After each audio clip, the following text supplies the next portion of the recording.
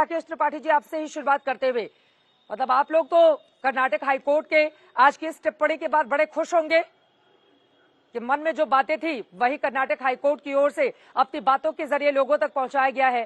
फिलहाल सोमवार तक के लिए ही यह व्यवस्था है, तब तक धार्मिक प्रतीक पहनकर स्कूल कॉलेज नहीं जा सकेंगे। क्या है इस पर आपकी प्रतिक्रिया? देखिए, हम मानते हैं कि शिक्षा इसको धर्म से जोड़ करके नहीं देखा जाना चाहिए। शिक्षा सबके लिए जरूरी। कई बार जब इस बात में मजहब जब डाल साथ मिलाने की कोशिश की जाती है, तो इससे आने वाले देश की का मुस्तकबिल खराब हो सकता है, भविष्य खराब हो सकता है। आप देश के रीति रिवाजों के बारे में जानकारी दीजिए, परंपराओं के बारे में जानकारी दीजिए, संस्कृति के बारे में जानकारी दीजिए, कोई आपत्ति नहीं है। लेकिन आपके पहनावे में अगर इस प्रकार का मजहब का असर पड़ेगा, तो निश्चित तौर पर उससे गैर-बराबरी उत्पन्न होती है, उससे अलग प्रकार की भावनाएं उत्पन्न होती है और शिक्षा के क्षेत्र में कम से कम इन बातों को दूर रखा जाना चाहिए। हम मानते हैं ऑनरेबल हाईकोर्ट इस पूरे मामले की जब सुनवाई कर रहा है, हम इस पूरे मामले के अंतिम निर्णय तक इंतजार करना चाहेंगे। लेकिन जिस प्रकार का एक कट्टरपंथी तरीका अपनाने का प्रयास किया जाता है, बच्चों को लेकर के, शिक्षा क्षेत्र को लेकर के, ये तरीका इसको परहेज किया जाने की आवश्यकता है और सबको मिलकर के बड़े मन से इसको लेकर के आगे आने की आवश्यकता है कि शिक्षा के क्षेत्र में धार्मिक मजहबी ध्रुवीकरण करने की कोई कोशिश न की जाए। अब ये मजहबीकरण करने की कोशिश आखिर किसकी ओर से किया गया, ये भी अपने आप में बड़ा सवाल है। लेकिन यकीनन जिस तरह से बीजेपी इस पूरे मामले में आगे बढ़ी वो अपने आप में महत्वपूर्ण हो जाता है। लेकिन इसी के साथ ही साथ प्रियंका गांधी वाड्रा ने ट्वीट करके हिजाब मामले में जिस तरह से अपनी बात कही थी वो भी बेहद महत्वपूर्ण था। और इसी सवाल के साथ पंकज श्रीवास्तव जी भी कांग्रेस पार्टी के प्रवक्ता हमारे साथ जुड़े हुए हैं।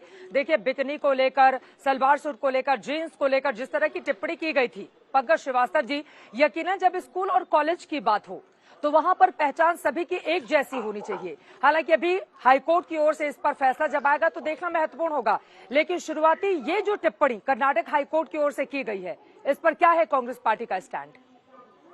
चित्रा जी, मुझे बड़ा आश्चर्य हो रहा है जब इस मसले को आप केवल स्कूल तक जोड़ के देख रही हैं। मान लीजिए स्कूल में भी कोई अगर सिख बच्चा पगड़ी पहन के जाएगा या बाल बांध कर जाएगा, केश और कड़ा जो उनका जरूरी है, जिनके जो अपने चिन्ह धारण करते हैं, तो क्या इस हाईकोर्ट के फैसले से कल वो रुक जाएगा?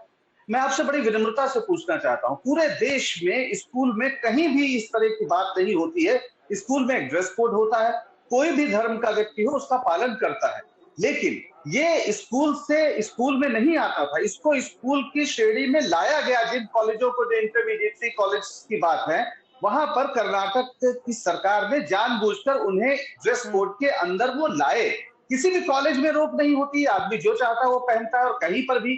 दूसरी बात, हिजाब पहनना कोई अनिवार्य नहीं है। बहुत सी, आप जानते हैं, आपके साथ भी लोग काम करते हैं, मुस्लिम महिलाएं हैं जो काम करती हैं और हिजाब नहीं पहनती, लेकिन बहुत लोग पहनते भी हैं। प्रियंका गांधी ने जो कहा उसका संदर्भ यही है कि ये स्त्री तय करेगी कि उसको क्या पहनना है, क्या नहीं पहनना है। अगर आप ये तय करने लगे कि कॉलेज में कौन सा कपड़ा पहन के जाएगा, कौन व्यक्ति जाएगा, तो ये बहुत गंभीर बात होगी, फिर लोकतंत्र रह नहीं जाएगा। दूसरा, अगर आपने वो वीडियो देखा होगा, अगर कोई लड़की आ रही है हिजाब पहनकर और प्रशासन कहता है, मान लीजिए कोई कानून बना है, तो ये काम वहां के एडमिनिस्ट्रेशन का है कि भाई वो उसके साथ जो भी निगोशिएशन करे, उसको समझाए या उससे एक्शन करे। ये स्कूल का काम है। आप बताइए कि सैकड़ों लड़के भगवा लहराते हुए उसको चारों तरफ से घेर के, जैसे आप शिकार करने पड़ रहे हैं।